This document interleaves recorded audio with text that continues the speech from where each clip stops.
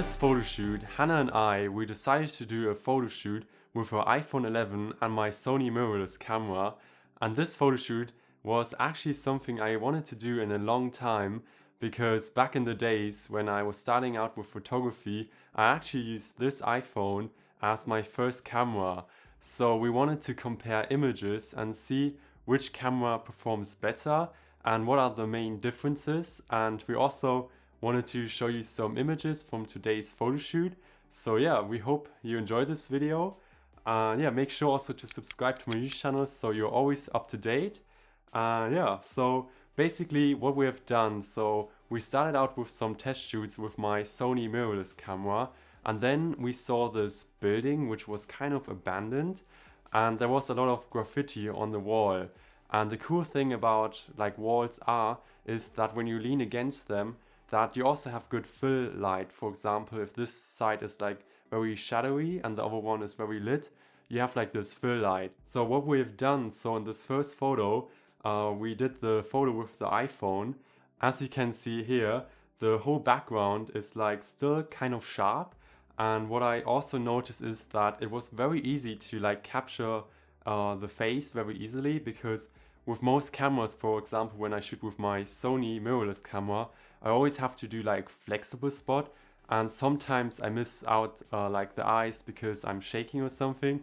So what I noticed is that it was really easy to make photos with the iPhone from Hannah.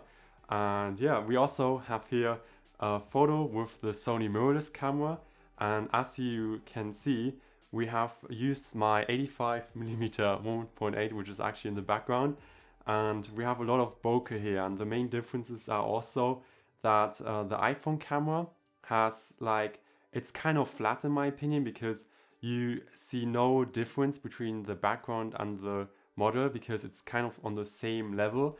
Whereas with the Sony camera, you have like this crazy shallow depth of field. And I believe that this really is also a huge difference, because of also the sensor, you have more dynamic range with the Sony camera.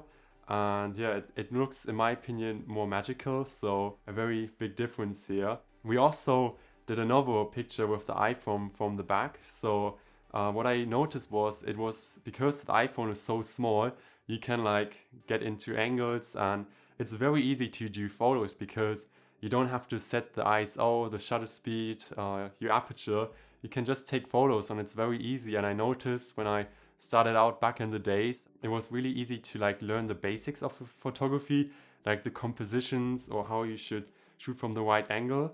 What I noticed is that you can see her hair is very long, but the legs are pretty short in this picture. This is my opinion, and it's kind of like a distortion sometimes.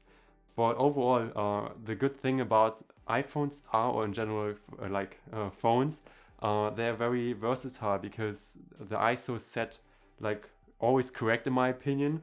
Whereas, and now I'm going to show you the photo with the Sony camera. So basically, I believe this photo looks more natural, but for this photo I had to like always make sure the ISO was always correct, and this is a huge difference. But still, if I would choose between those two, I would probably go for the Sony one, because I prefer more the shallow depth of field. And a good tip for all photographers and models out there who are watching this, what I always do is I let the model lean against the wall, and this is because the model feels more relaxed then. Because for example, if you're like sitting in your chair now, and if you're like laying back, it feels more comfortable because you have something to lean against. And this is a pose I always like to do at the beginning of the photo shoot, because you get more comfortable. And what I also like about the Sony one more is that also the wall is, there's more shallow depth of field also on the wall. And for this next photo, so we went to this school which was closed, and for the iPhone image, so I did a portrait like from very close. And as you can see, the background, yeah, there's no shallow depth of field at all. So it depends on what kind of photos you want to do. For beginners, I think this is totally good. Like, you always have to bear in mind, an iPhone is designed for like all-purpose use. So you can, for example, also with the latest iPhones, make the background more blurred out. But I personally prefer more the Sony one, which you can see here. and I just love shallow depth of field. I'm probably the guy on YouTube who loves shooting shallow depth of field all the time. I just love the magic which you can create, and the good thing about shallow depth of field is that you can basically shoot everywhere, and you always can create shallow depth of field, and it doesn't really matter how the background looks like. So, and what I also noticed with the Sony one is just feels more realistic in my opinion, and I would also say the point goes to the Sony one. And we also have another one here, and this was a very spontaneous idea. So I wanted to do a full body shot with the iPhone, and I tried to do like a hero shot. And what I noticed was with the Sony one is that I like the fact that you can see all the leading lines, and this also gives more like this creative thinking to the picture, because you have to like see, oh, where do these leading line goes. We also wanted to show you the portrait with the Sony mirrorless camera, and here you can see a lot of shallow depth of field again. And we shot this one with the 85mm 1.8, but there was one mistake I've done, and this is also a tip for you.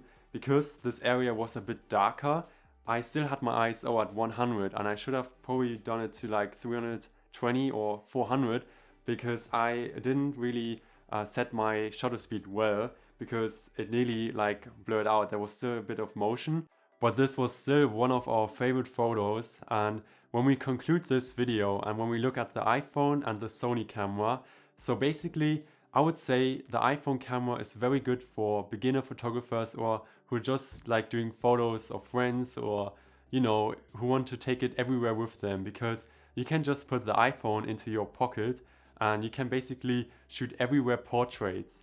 But I notice is that you don't have a lot of shallow depth of field, and I sometimes miss that you cannot really change the ISO or shutter speed. You probably have to get like an app for that, which costs a bit of money, but I don't see like it's worth it in my opinion to like buy an extra app for like changing the ISO if you don't really learn about the camera basics, because you just have to like switch it with your finger. So I would say definitely keep your phone, and definitely always shoot as much as you can either with your camera or your phone, because it doesn't really matter what camera you have, it's about the person behind the camera. And I have to say that I learned so much through my phone, because when I started with photography, I learned so much basics with my iPhone, how to shoot correctly. So guys, if you have an iPhone right now, I encourage you to do a photo shoot with your friend. And if you have a camera, I also encourage you to try out different things with your camera, like shoot outdoors, shoot with friends, do whatever and get experience, because photography is a great way also to be creative and learn. So guys, I hope you enjoyed this video. And also a question to you, have you ever done a photo shoot with an iPhone before, or with any phone in general? Let me know in the comments down below. And guys, if you like this video, you can subscribe to my channel. You can also ring on the bell so you get notified, so you always see when I upload a new video. And guys, thank you so much for watching. I hope you enjoyed it again, and take care of yourself, and see you next time. Bye.